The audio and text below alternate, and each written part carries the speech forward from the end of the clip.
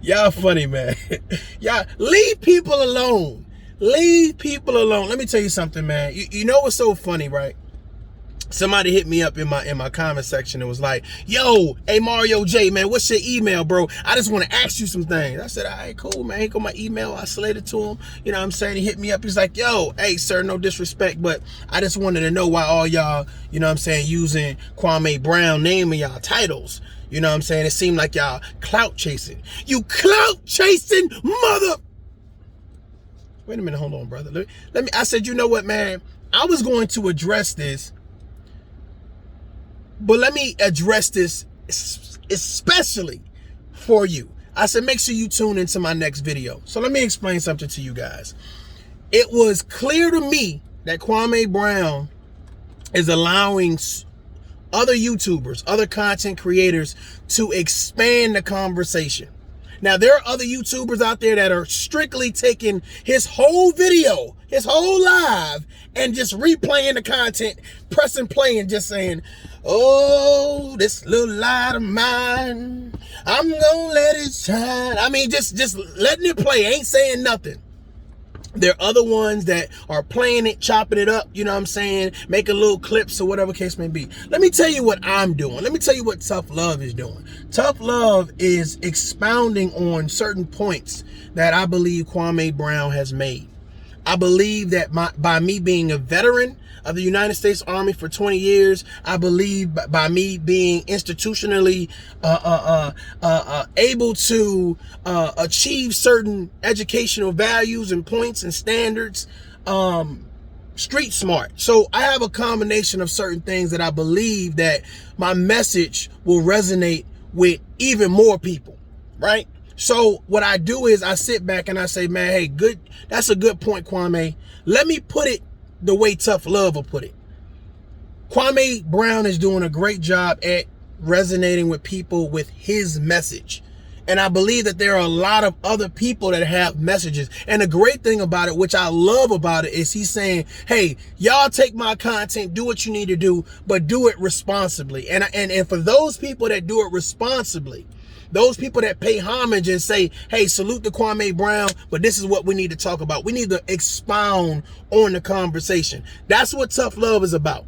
Expounding on the conversation. It's not just about throwing somebody's name in a title. Everybody's name that I ever use in a title, it's a lesson to be learned. It's a conversation to be had.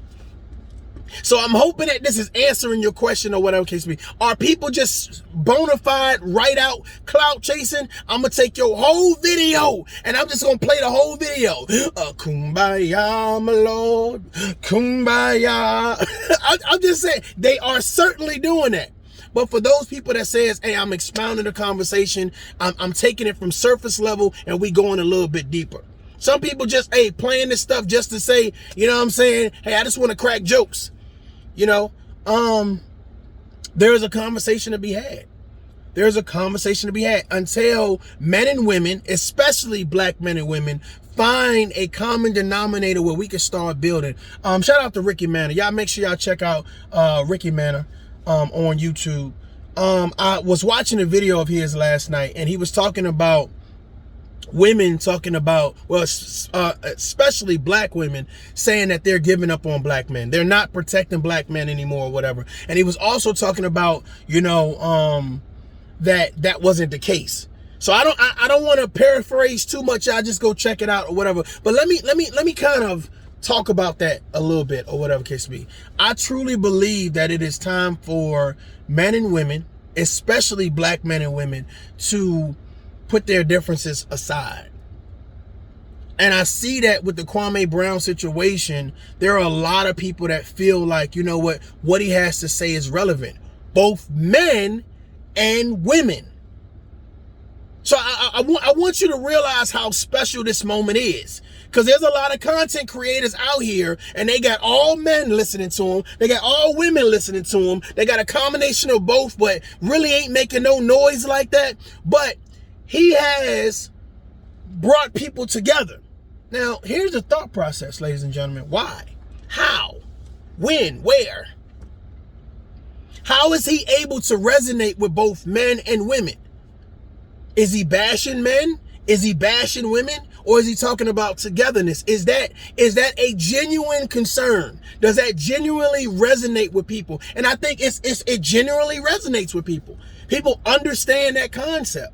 So those people that it resonates with, they expound on the conversation. Again, I appreciate the shout out by Kwame Brown. And definitely pulling up on the videos and, you know, putting his stamp of approval on it. Cool, great. But again, like I said before, man, there are a lot of Kwame Browns out there that with people that have stories. You know what I'm saying? So by taking the narrative saying, okay, Kwame Brown said this, but let's expound on it.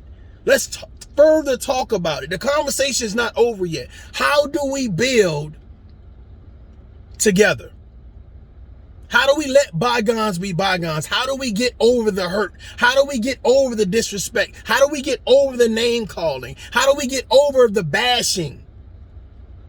Some people pride themselves on making content that solely promotes the bashing of black men and black women. Every day, all the time, every second. That is their bread and butter. That is how they get paid. That is how they pay their bills. They are living high in the sky. They're moving on up. Some people say, don't count other people's coins. Don't knock it till you try it. Hey, let them live. Let them chase their bag. And that is great. If that's what does it for you, it don't do it for me. It don't do it for me because my thought process is, man, I would hate to see a woman hate me because she's listening to someone else encouraging her that all black men are bad. I would hate to see a young brother hate me because he's listening to a man that says, or a person that says all black men are bad. All black women are bad. And it comes across as just black people in general are bad. We just can't get it together. You know, I was having this conversation with a friend of mine, Caucasian guy. And he said, you know, can I ask you something, Mario? And I said, yeah, you're sitting right here. You're sitting right here. Yeah, he's like, yeah, why do black people never want to talk about black on black crime? I said, I'm gonna answer your question, player. Why you ask me that? Why you ask me that, bruh?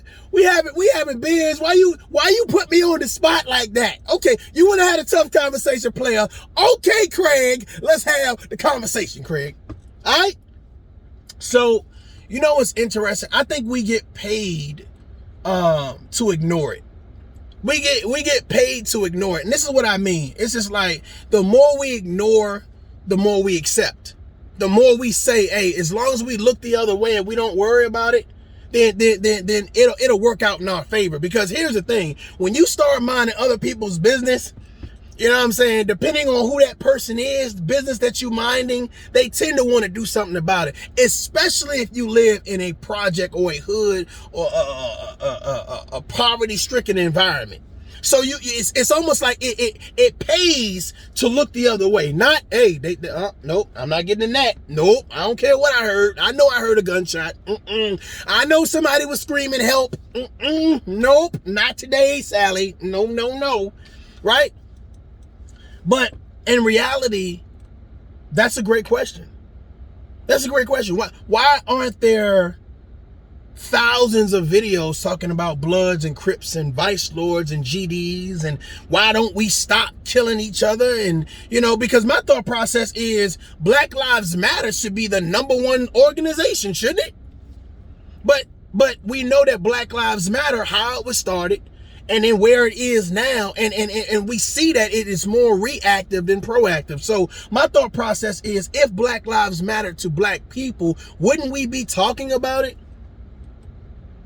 I want you to think about your favorite 5 content creators, right? That happen to be black. And I want you to say in the last 90 days, you know what, that's too far. I know people don't think that back that far, right? Let's just say in the last week, okay? But I'm trying to give people the benefit of the doubt. So let's say in the last 30 days, How many times have they addressed black on black crime or black people killing black people? Because some people, oh, there's no such thing as black on black crime. That's a made up narrative. Bruh, if you live in certain hoods where there's only black people and Tyrone kills Rico, then that's black on black crime. We can play with the verbiage all we want to, right? I'm not Young Pharaoh. I'm not, Sinetta. I'm not none of those guys. I'm not a conscious guy, but we can play with it all we want to. There are black people dying by the hands of black people. And my question to you guys is, why don't we address it? Now, fortunately enough, I've addressed it numerous times on my page, but when do we get to the point where we have these celebrities, we have politicians, we have people of influence, people of stature, of status?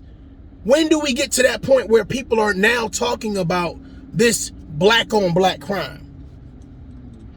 Then we wouldn't need a Black Lives Matter, because the Black Lives Matter movement would be the black race, which would be bigger than the Black Lives Matter organization.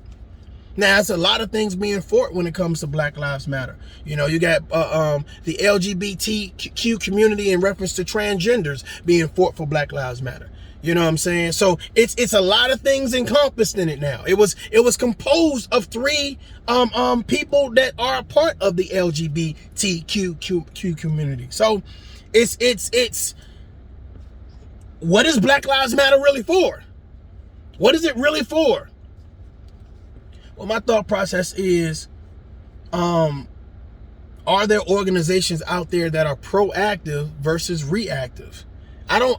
Me personally, man, I feel a certain type of way when, I see somebody that has been slain by police brutality, and it's like, this big uproar, right? This big uproar, right? Now, we're going to bring all the celebrities. We're going to put their faces in the camera. Even though that we have local activists, I want you guys to think about something, right? Every day, let's say every day you go down to your local community center, for those people who have community centers, and you're helping, after school with homework, and, you're talking about problems, and, you're trying to help kids be inspired. Hey, what are your short-term and long-term goals? How do you see the world? You're having those type of conversations. You're being a mediator. You're being a big brother, you're being a big sister, and you're in the fight every day. And the minute somebody dies in your community, what you do is you allow a celebrity to come in, stand in front of you. You saw what I did there, right? You there every day, but they come and stand in front of you and act like they fighting a good fight. Where were you at yesterday? Where were you at the day before? You say you from this community, and the only time you're from this community is when it's making national news. And then you come because of the incident, then you're promoting whatever it is you got going on, whether it's a NBA team or a new movie, a new song. Like, we need to get serious about preventing death. See, I don't need Kwame Brown for this. I don't need Kwame for this. We need to get serious about stopping black men from killing black men. Right? Oh, let's get deeper. Right. Black people from killing black people. We need to get serious about that conversation. Serious about providing solutions. Serious about saying, black men, go home. Uh-oh, there's some people tuning out right now. I understand. I get it. I always hear so much rhetoric about black men not wanting to be, cannot be, will not be fathers or role models or providers or protectors. And it's sad, because the same people that promote that rhetoric, they never promote a balanced conversation. If I'm going to say that Michael and Jonathan and Marquise are bad fathers, stay with me, y'all. Stay with me. If I'm going to say those three are bad fathers, then I need to be showcasing at least one or two or three people that showcases these are good fathers. It needs to be balanced. People need to see when they listen to your video, you know what? They talked about bad men, but they damn sure talked about good men too. They talked about bad women, but they damn sure talked about good women too. That is a balanced conversation. That's why people are promoting and cheering for Kwame. Hey, I'm an underdog.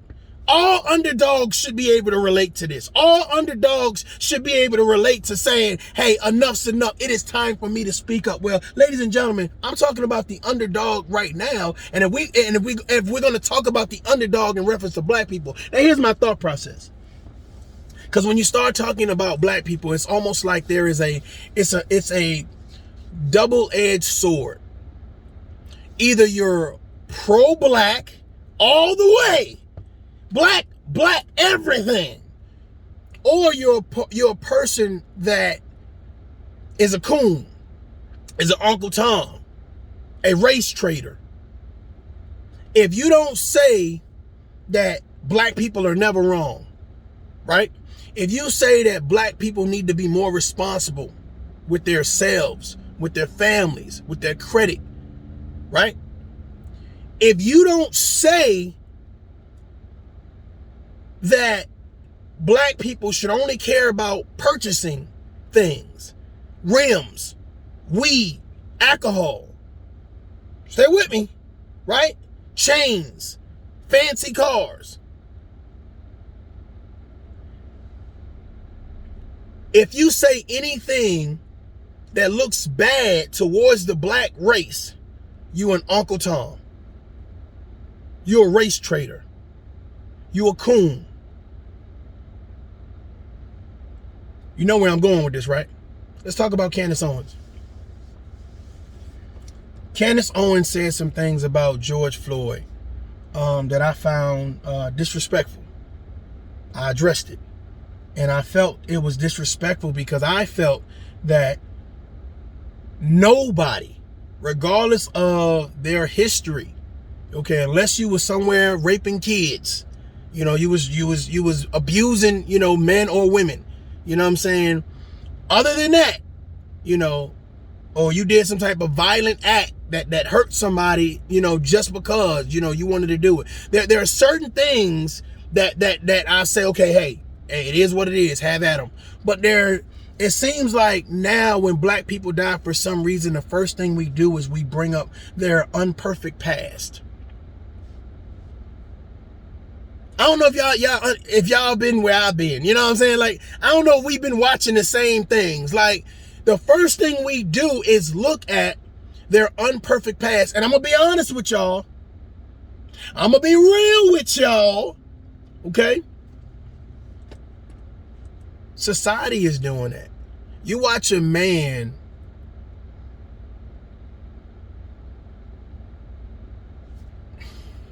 kneel on the neck of another man until he died.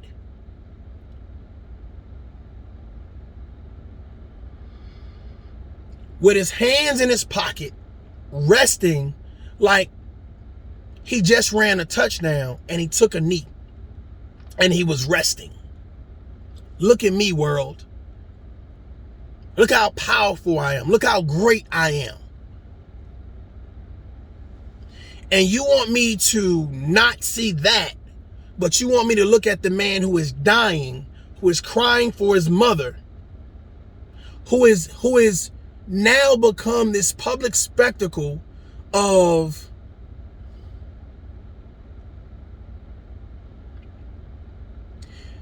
the realistic reality that this could possibly be you. And instead of having someone rush in and help him, be helpless until your last breath.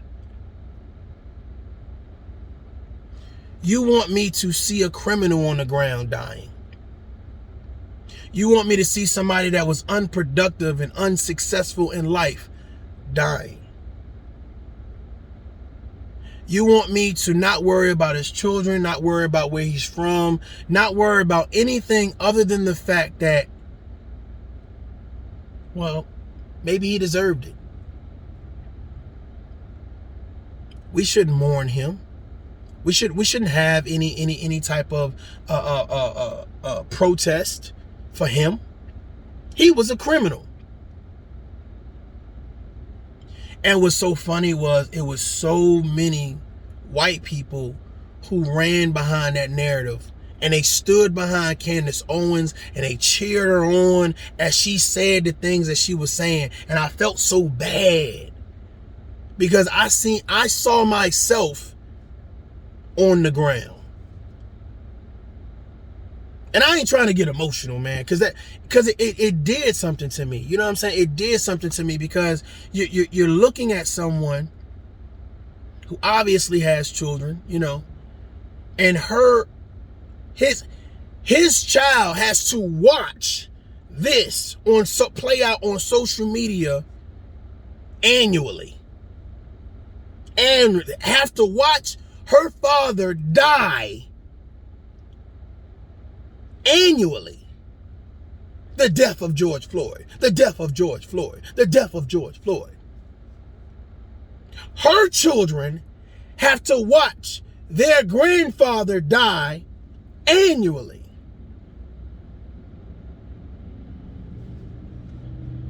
And you want someone to say, we don't need to worry about him because he did not have a perfect past.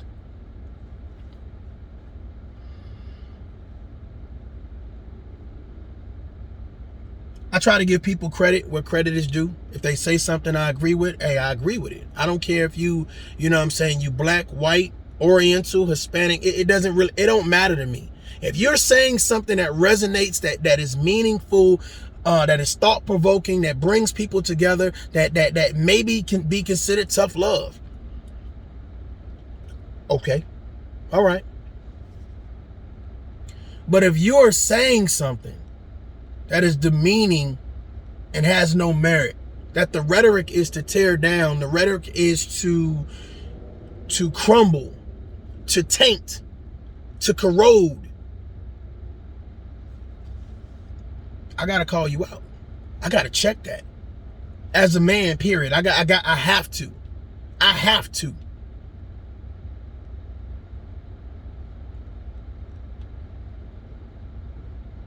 Again, it's a double-edged sword. You know what I'm saying? You know, as much as I love, you know what I'm saying, my race of black people, again, if you start talking to them and you say anything that doesn't fit the status quo. If I say, hey man, let's smoke less weed, you know what I'm saying, and let's start reading more books to our kids. You know what I'm saying? Let's stop buying so many expensive things and our credit report is only 430. Let's learn how to talk to people and stop acting like everybody owes us something. It's people waiting for reparations. Oh my God. Bro, let me say something. And that's why I say it's a double-edged sword. So let me get this straight. Every piece of money that you got, how many people still got money from their stimulus check? Oh my God, I'm hurting feelings right now.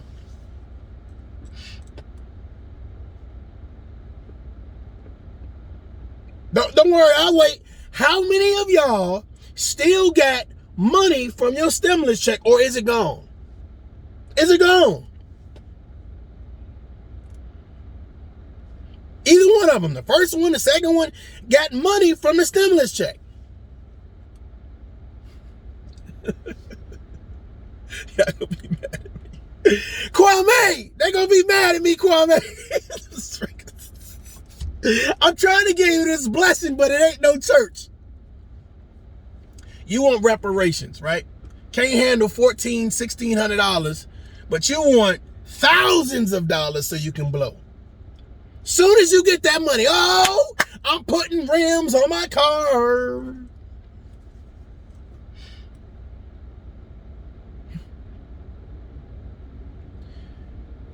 Giving people money who don't know what to do with money.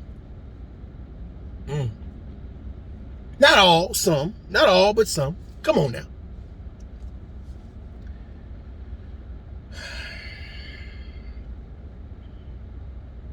I don't know if I'm sitting around waiting for reparations.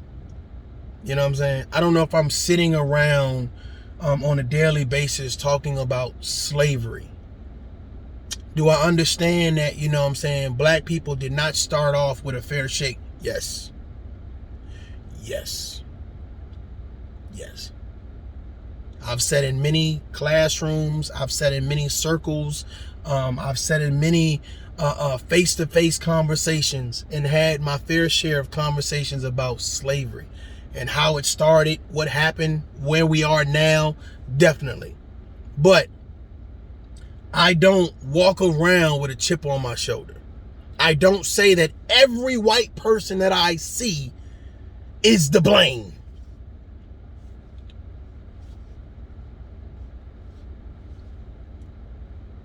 Nobody has kept me from any schools that I wanted to attend, any clubs I wanted to go to, any business investments or properties I wanted to buy.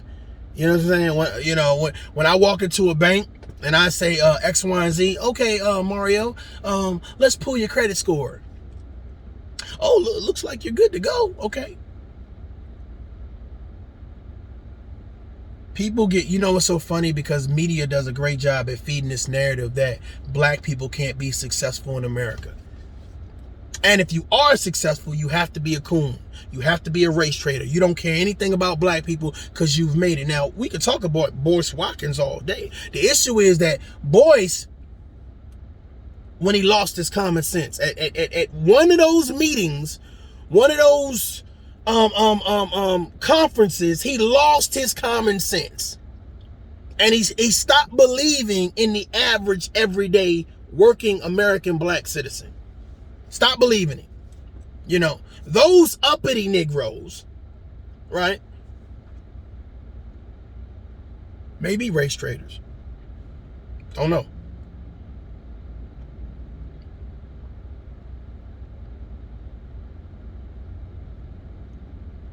But right now, I just want people to be able to sit down and have a conversation.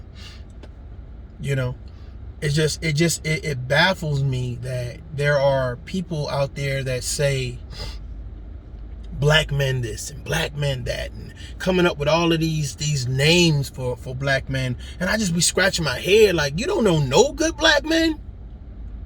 You don't know no good black men. Same thing for black women. Like, you don't know no good black women? To me, honestly, it's mentally draining. It's mentally draining. It's like, where do you live at? What has happened to you? Who hurt you? I mean, it comes a point where, you know what I'm saying, you just really want to say, I wish we could find a way to help you.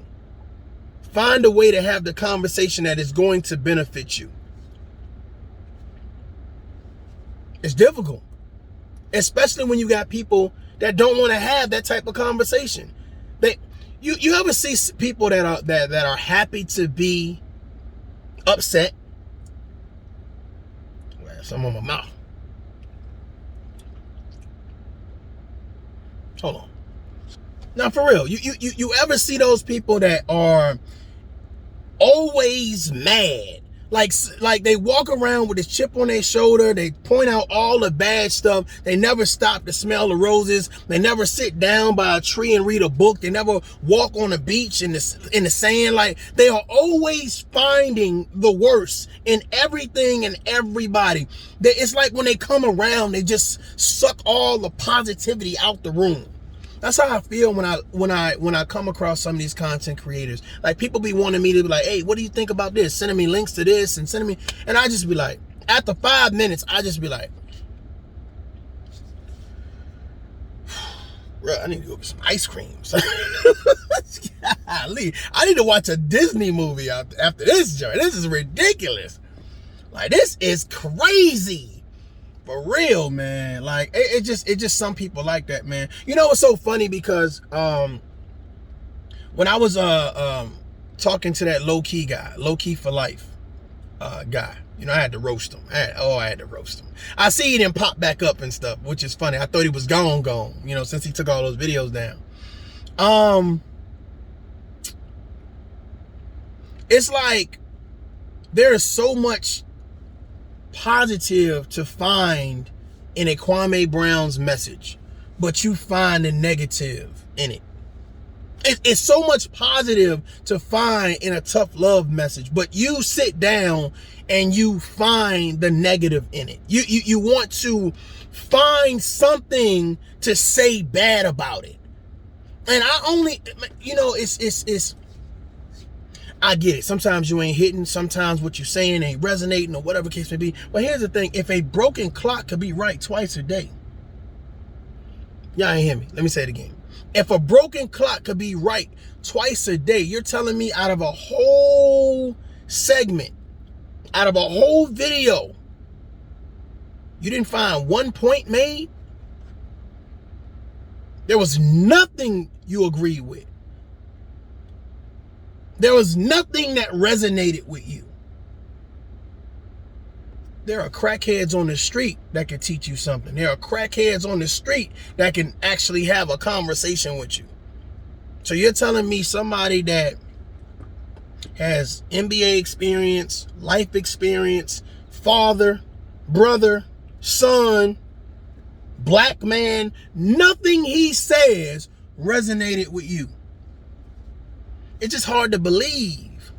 It's hard to believe. I believe people need to stop working overtime to do negative stuff.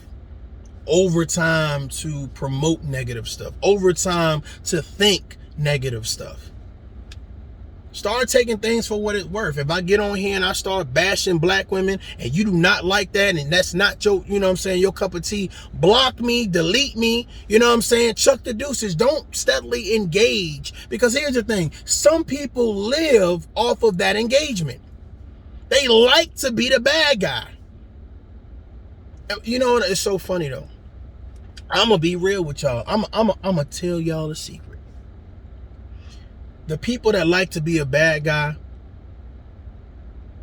are not accustomed to people liking them to be the good guy. So they just accepted that trophy. They accepted that position. Oh, I like to be the bad guy. No. The issue was, it was not a lot of people who liked you for being a good guy. That's what that is, right? Can you imagine a person standing in front of a person, right? And let's just say you got 100 people, right? And you're trying to be, you know, hey, the best you come in there, your hygiene's up, your teeth white, you know what I'm saying? You got on a nice suit and you got a briefcase and you come in, hey, how y'all doing, everybody? Get the fuck out of here. Fuck you think you is, little bum ass thing. Hold on. Well, forget y'all then. I ain't like none of y'all anyway. You couldn't be accepted as the good guy. You couldn't be accepted for you. So now, since you can't be accepted for you, now you say, well, I might as well just get some clout by them hating me. I might as well just do something that's going to cause some commotion so that way I can get their attention, because they was not paying attention to me before. Low key. Let me holler at you, bruh. When you say I like being the bad guy, my thought process is that's because you never had anyone like you enough to be the good guy. Promote you enough to say something that's actually going to build people and not tear people apart. Not criticize people. Not talk about people's sexuality. Not embarrass people. Not dox people. I see this rhetoric by men. I see this rhetoric by women. And it's like, I'm going to be the bad guy. I'm going to be the bad guy. And it's like, man, at some point in time, when do you tell yourself it's time to be the good guy? It's time to be the good person. It's time to think positive. It's time to do positive things. That is the issue that is destroying the black community. The conversation about when is it time to start. So many people like, it's your fault. It's your fault. And nobody is saying, I had a part to play in that negativity. I did. You're right. You're right. Let's fix it. Matter of fact, let's do it right now. Let's fix it right now. Get excited about that. Go do some research on that. Make some videos about that. Men working together for a positive cause. Women working together for a positive cause. Get loud about that. Get disrespectful about that. We working together, goddammit. Get loud about that. Get disrespectful. Get ratchet with that. Roll your eyes, snap your fingers, do whatever it is that you used to do as a bad person. Now do it as a good person for good reasons. Y'all don't hear me. I said move so I can get to the people in the back. It's a message within the message. I'm giving you a blessing without the church. I'm pissing people off that need to be pissed off, that need to be shaken, so that way something can shake loose in their head to say, you're right. It's time. We've been wasting a lot of time. We've been dealing with a lot of foolery. We've been handling a lot of shenanigans. We've been promoting the wrong narrative. We've been building the wrong rhetoric. Now it's time to stand behind something realistic. Everybody will not stand behind Kwame Brown. Everybody will not stand behind tough love. Cool. Got it. So do your part. Do your part. Do your positive part. Do your empowerment part. Do your support part. Do your motivational part. Do your concern part. Do your support part. Empathize. Empathize. I don't understand your whole message, but I understand you have a message. I wouldn't have said it like that, but I'm glad you said it. Ladies and gentlemen, if you don't know what this is, I am Mario J. This is Tough Love. Until next time, y'all are dolled up. Do me a favor. Before you leave, make sure that you hit that bell for notifications. Make sure that you subscribe, you like, and you share with somebody so we can continue to have the adult conversation. Again, shout out to everybody with a message, with a positive message that it's trying to build. I'm hoping something I said resonated. Hunt for the good stuff. Deuces.